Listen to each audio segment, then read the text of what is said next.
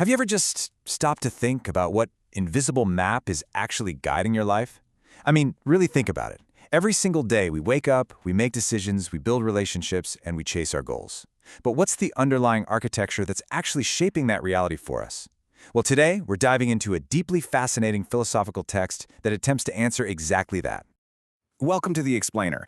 I'm so thrilled you're here with us today because we're unpacking a really intriguing piece of writing by the author Su Feng. It's called The Reference Frame and Coordinate System of Life. In it, Su Feng lays out this highly structured, almost systematic spiritual framework that categorizes human existence, our ultimate goals, and the unseen forces driving us.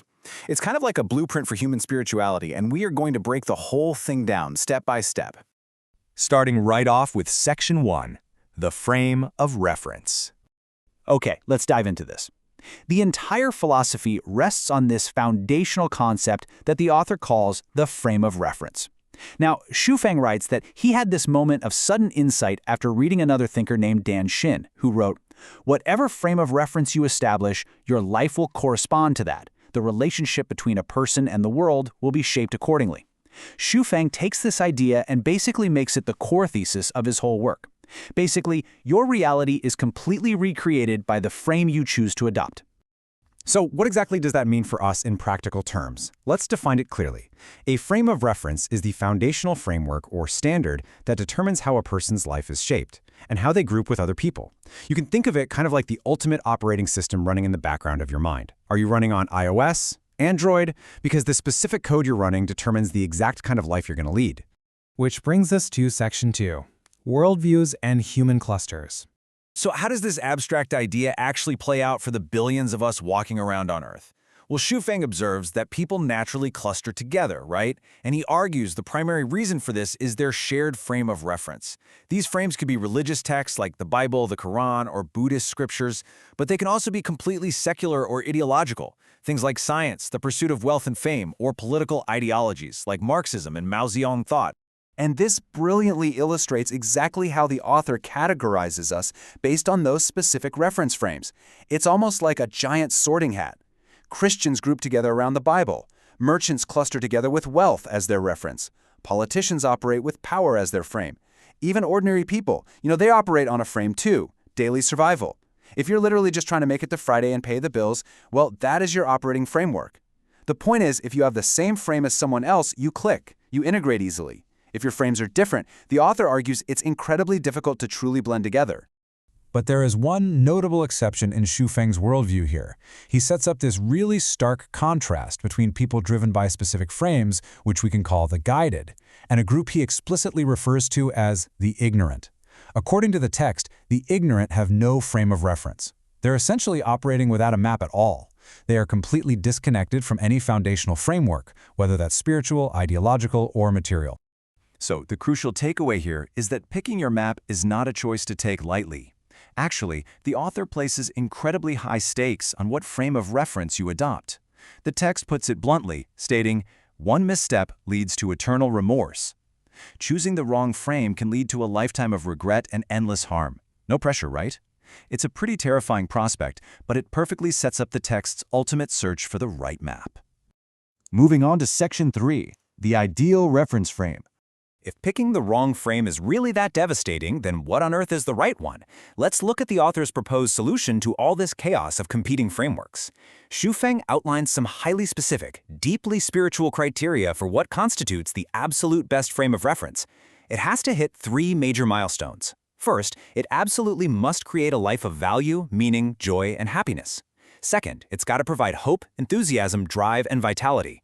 And third, and this is where the spiritual ambition really scales up, it has to enable a person to transition directly from the human world into heaven. And the text actually presents a definitive answer to these criteria. Su Feng proposes Lifechanyuan as this ultimate frame of reference.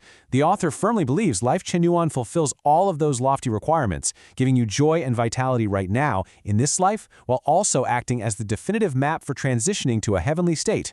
So in this philosophy, it's positioned not just as a good option, but as the optimal standard for human existence. All right, let's look at Section 4, entering the coordinate system. Now that we've established the map, we're introduced to the second major pillar of Su Feng's philosophy. So what exactly is a coordinate system? Well, the text defines it as a specific state or quality of life, ranging all the way from simple biological organisms up to divine entities. The really critical detail here is that a coordinate system is something you enter into after and only after you've established your frame of reference. Think of it this way. If the reference frame is your GPS destination, the coordinate system is the actual vehicle you're driving to get there, whether that's a broken-down sedan or a luxury SUV. And that sequential relationship is absolutely crucial. Step 1 is always to establish your frame of reference. Step 2 is entering into your corresponding coordinate system. The text is super clear about this order, stating, the kind of reference frame you adopt will shape the life you lead, and the kind of coordinate system you choose will determine the quality of your life. And I have to say, the scale of these coordinate systems proposed by the author is massive. At the lower levels, the coordinate systems are represented by things like bacteria, insects, wild beasts, birds, and plants. Then, in the human realm, they categorize the ignorant, the worldly, and the mortal. And finally, at the higher spiritual levels, the coordinate systems are sages, celestial beings, Buddhas, and gods. Basically, everything in existence, according to Xufeng, occupies one of these specific coordinate systems. And that leads us right into Section 5, the ultimate destination. So where is all of this actually leading us? We've got our map, and we've got the vehicle that determines our quality of life. For those who follow this specific philosophy, who are referred to in the text as Lifechanyuan celestials, the formula is super specific. The foundation requires taking Lifechanyuan as your chosen frame of reference. The target, then, is choosing celestial beings as the specific coordinate system to enter into. Essentially, you pair the highest possible map with the highest available vehicle.